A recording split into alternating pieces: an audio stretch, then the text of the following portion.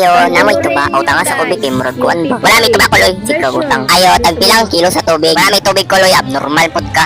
Pagdali mong bayad bi kadugay. Araw piso, keep the change. Abnormal. Hay. Ay na magbalik diri ha. Uy, kabalugod ka ng apo ni Kwan. Guwapaha lagi. Ex man to na ko sa una. Suya na pod ka. Ni katong buwang no. Ay dili day. Imo na to oy. Daara.